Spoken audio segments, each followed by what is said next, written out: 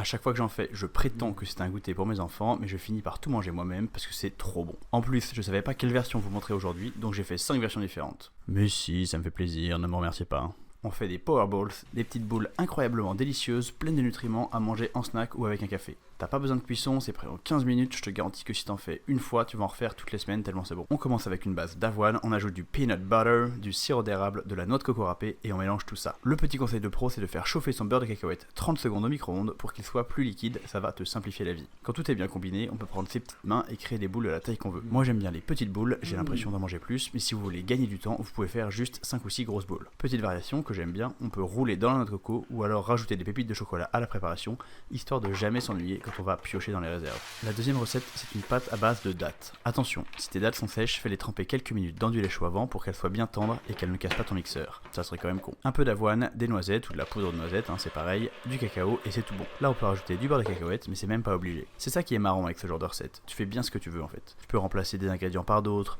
tu peux faire une version amande à la place des noisettes par exemple, ou tu peux mettre des figues à la place des dattes. Adapte les quantités à la consistance que tu souhaites et ça sera toujours très bon. Pour être sûr que ça soit assez coquin, j'ai aussi fait une version trempée dans le chocolat fondu avec des petits bouts de noisettes. Nom nom nom nom nom. Mets ça 1 heure au frigo avant de les manger pour que le mélange fermisse un petit peu. Fermisse? C'est un mot ça? En tout cas c'est vraiment délicieux. Oh pétard, qu'est-ce que c'est bon. Un petit dernier pour la route? Le plus dur en fait c'est de s'arrêter. Et bon comme je suis sympa j'en ai quand même laissé 2 ou 3 à mes garçons, je suis vraiment le père de l'année.